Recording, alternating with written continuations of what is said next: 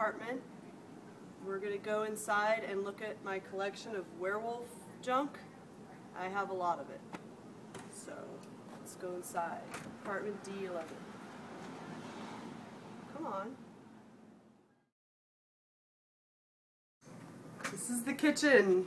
It's blue. That's me, which has nothing to do with anything. I was like 4 eating a popsicle. That's from the new Barbie series of monster dolls, which I think are actually kind of cool. This, I found him at a Goodwill. He was just kind of chilling out in a rack of clothes, and now he holds our plastic bags and my sunglasses. There's a picture of me and my friend Paige up here. We dressed as David Kessler and Jack Goodman from the movie American Werewolf in London. This is my first attempt at doing any kind of gory makeup here, and this is actually both of us in drag, so that's gore, drag, both of those things. And here's the living room. This is my favorite poster that I've ever seen in my life. It's for my favorite movie, American Werewolf in London. And this is the Japanese movie poster. And this here is the scene where David wakes up in London Zoo and has to steal a little kid's balloons and an old lady's coat to censor himself. And this illustration here is pretty much my favorite thing I've ever seen. And yeah, I actually do have a tattoo of that right here. I kind of modified the design to be a tattoo, and pretty much every time I see this, it cheers me up, no matter what is going on in my life. I also have a great collection of DVDs over here that involve werewolves. They're over here, my DVDs. This being the best that was ever made. It's a perfect blend of horror and comedy, and it just reminds me of life. What is this one? This is the new Wolfman. I didn't think it was bad. I mean, Rick Baker helped on the special effects, same guy who did the special effects for my favorite one ever, and they looked pretty cool. Teen Wolf, classic. Teen Wolf 2, not so much. Here's the angsty girl werewolf movie. I think the visual effects in it are awesome. This one is just Jack Nicholson being insane in a business suit. This one is like, it's kind of like a zombie movie, how it's a bunch of people stuck in a cabin, but they're soldiers, and instead of being surrounded by zombies or dead people, they're surrounded by werewolves. Here's a TV series that I picked up. It's kind of a weird, obscure thing from the 90s. So it's kind of like the X-Files, where they deal with supernatural problems, and then it has a running storyline that, oh yeah, by the way, she's a werewolf. It's kind of a cool one. This says vampires, but there's a lot of werewolf movies in this collection. All kinds of hokey old movies that I just love. Mad Monster Parties, an old Rankin Bass film. Curse of the Were-Rabbit. It's Wallace and Gromit. There's a lot more movies that I think I have on Netflix Instant. I wish I owned them, but I can't. I also did this. This is just a point of interest. This is my purse. This is all scenes from American Werewolf in London. Nazi werewolves here. You've got the transformation scene there. Kid who got his balloons stolen. The confused English couple. More dead people. I make these on Etsy. I figure this is good advertising because I have it with me everywhere I go. So, there you go. This is my room in here. I put some of my werewolf junk out on the floor for you to see. A ton of my books happen to be about werewolves, so here are some of them. Pretty much all my shirts have to do with werewolves that I wear. Here's some that I've collected that have werewolf or wolf imagery. This is my Wolfman belt buckle. I'm kind of known for it. I wear this pretty much every day. I have wolf ears to keep my ears warm. I even have custom printed werewolf keds. This, I made this at work. It's a transvestite granny wolf.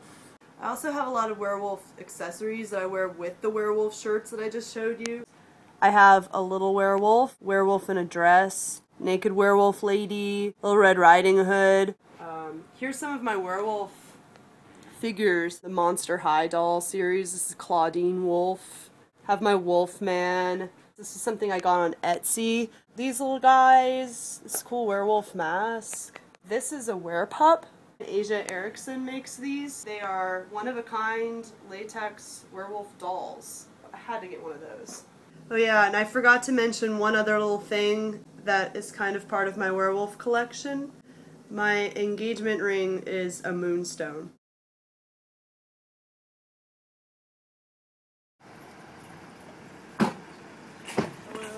We're just going to Trader Joe's to get some groceries. I work here. I do sign artwork at the store in Atlanta. We're out of milk again. Werewolves are not pure evil. Werewolves are relatable because most of the time they're just a person. Probably a tortured person. Probably maybe even a shy person. Could be anyone. Okay.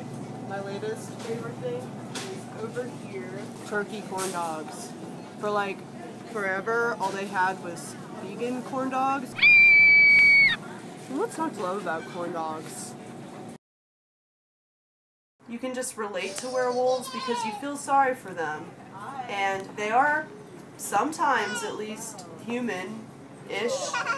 But then they have the other evil side to them, where they kind of become possessed and they don't remember what happens to them in the morning. I can say that that's happened to me a couple times where like I woke up and I don't know what I did. I knew I did something bad, but I don't know what it was, and I don't really remember the whole story. So I can relate to werewolves. So yeah, we're out of milk. Our cheese is all moldy and disgusting, so we need more of that. But ours is like blue right now, which is kind of disgusting, so we need more of this. Real werewolf is Jean Grenier. There are stories of this kid who was harassing the ladies and actually everyone in the town, apparently in the form of a wolf. And he was brought to court and actually confessed to being a werewolf. But unlike all the other werewolf trials, they didn't execute this kid. So they left him in a monastery for the rest of his life. My favorite is, of course, David Kessler from American Werewolf in London. He's just such a sweet guy. He's so relatable that you feel really bad for him. I don't like the werewolves in Twilight. I don't like sad puppy-eyed, computerized werewolves. I do like that it has stirred up popularity for werewolves, though. I think that that's awesome. I think that they were kind of shoved to the side and it was all about zombies and vampires, but all of a sudden it's about werewolves again. So if somebody in Hollywood has the balls to do something original, then they definitely have a future. But if somebody has either the budget, I guess, or the balls to do something original, there can be another American Werewolf in London. Maybe there can be a female werewolf movie that kicks ass, because that really hasn't been done too many times. Would I be one? Not a traditional werewolf. I think that that would get irritating after a while. If there was a way you could control it, or if there was a way you could only temporarily be a werewolf, yes. But I probably would have a problem with killing people. I like living in cities, I like being around people, so I wouldn't actually want to eat anyone. I'm fine with steak for now. That's good enough. Bloody steak.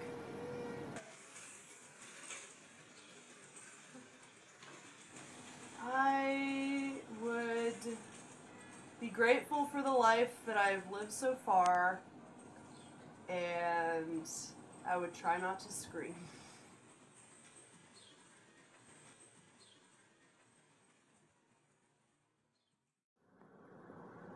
Ah, ouch. I have cat hair up my nose.